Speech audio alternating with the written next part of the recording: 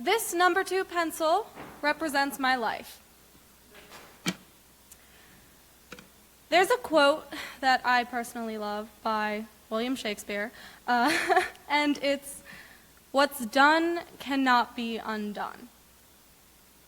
Think about it. That's true.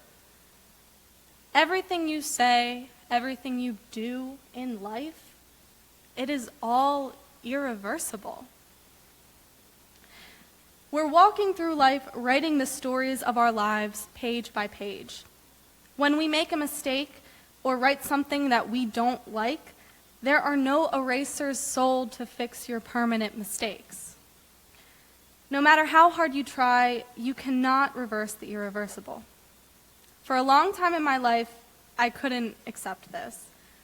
When hardship happened, instead of accepting what was in front of me, I instead would wish that I could change the finalized outcome. After a long journey, I've realized that everything good or bad happens, and that's that. Even though we do not always want to accept what's happening in our lives, sometimes we just have to embrace what's being written. We've all been through stuff, big or small. Most of the time, we can't understand why exactly we're going through it, but we have to go through it. For a long time in my life was pretty great. There were a few mistakes here and there in the book of my life that I could not erase, but I just turned the page and continued to move on. I had a great childhood. My parents sacrificed so much for me and my brothers so that we could have a good life. They loved us unconditionally. They still do. They both had jobs, and I loved school. I had a lot of friends. I was involved in a lot of activities. But everyone has a page in their book of life that they wish that they could erase or just rip out completely. My page was November 12th, 2011. I was 13 years old, and I was at a soccer game. It was the last 15 minutes of the game. We were losing. It sucked. But I was like, okay, you know what? I have the ball. I'm going to go upfield. I'm going to score. It's going to be fine.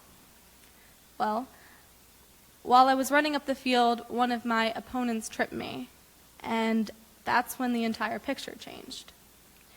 Everything that happened next was like slow motion. Time was frozen.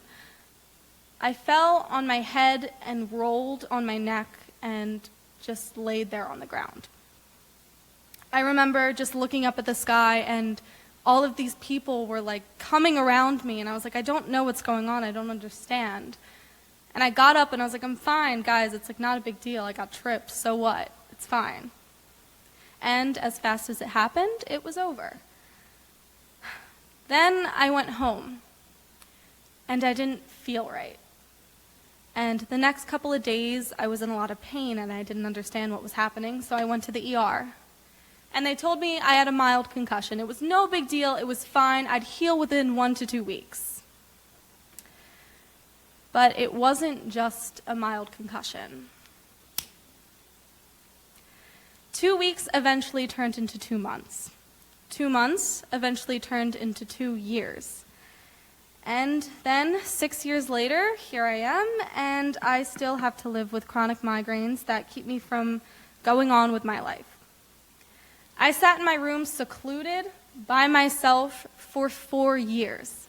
I wasn't allowed to do anything. I had to just sit there because that was the only way that I could heal. I was in immense pain every single day. I lost a lot of friends because they didn't understand why I couldn't go to school or why I couldn't hang out with them. And, it was just a headache. It wasn't a big deal. But it was more than that. I got really bad depression. My anxiety was through the roof. There were some days where I couldn't even open my eyes because the pain was so bad. It wasn't just a concussion. I felt like I had lost my purpose. I didn't understand why I was here if I was just sitting there, not doing anything. I was a prisoner in my own house and my own mind, and I would always wonder why. Why did this happen to me? Why was everything that I wanted to do taken from me? I couldn't play soccer anymore. I couldn't go to school. I couldn't hang out with my friends. I couldn't do anything except sit there. And while I was sitting there, I was just stuck on the same page. I didn't want to write anymore. I didn't want to move on. And then one day I decided I didn't want to do that anymore. And I started to heal and get better. And then I was able to go to school junior year and stay in school the entire year, which was a huge deal. I joined the cross-country team, and I was good at running, and I got to perform in high school, and everything was great. And I thought, yeah, you know what, this sucked. Took a lot of time out of my life. I didn't get to write down those milestones that everyone else got to do, but maybe this horrible event shaped me to who I am today. Maybe if it hadn't happened, something worse would have happened. And I finally realized I had moved on to the next page. I had finally accepted that what was done was done. I couldn't change what had happened, and I had accepted it with grace and dignity and would not let it define me. Everything was great. Junior and senior year of high school, my life was filled with happiness. I was growing and ready to take on the world. But then August of this year came around, and I began to question things again. Let's be honest, life can be cruel. Your world can be like a dream one second and then like a nightmare the next. The reason I chose to attend Stevenson University was because I got to do the two things I loved most under the same roof. I got to run cross-country and track, which was something I felt incomplete without, and I got to be a theater major, which is something I had done all throughout high school and wanted to continue. I was hesitant but excited to start this new chapter in my life. And I was hoping that this would be an easy transition, but not everything is as it seems. I had trained all summer for the cross-country season, and as preseason began, I started to have pain in my left foot. But I was like, you know what, it's fine, no big deal, I'll just take it easy, and maybe I can run the first meet. I wasn't able to run the first meet. And then the pain got worse, so the second meet I was put into a boot and wasn't allowed to run. And then I went to the doctors, and I found out that I had an extreme stress fracture in my foot. All of the bones in my left foot were cracked and breaking. And I was out for the entire season, and I was like, you know what, it's fine, I'll heal, I can be ready for track. No, that didn't happen. I went to the doctors, and now I have a condition called complex regional pain syndrome. And it's when your nerves send wrong signals to your brain and telling your brain, ow, this hurts, even though it actually doesn't.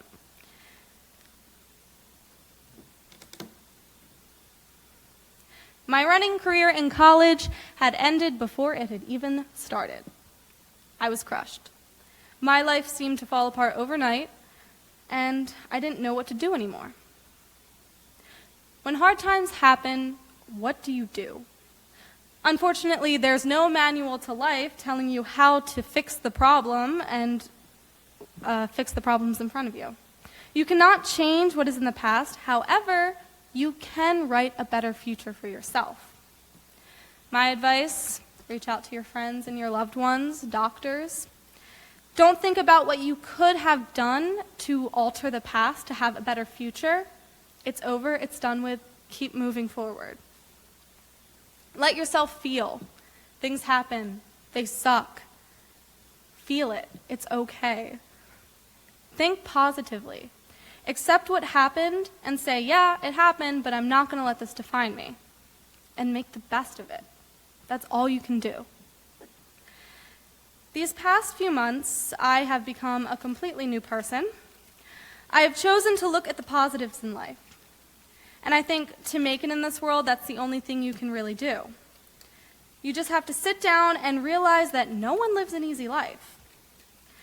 And it's up to you whether or not to accept the pages that you have written and to move on and continue with your story. Life happens. Embrace it. What's done cannot be undone, but you have the power to create a better future for yourself. I am a number 2 pencil, and I may have been broken, but I can still write the rest of my story. Thank you.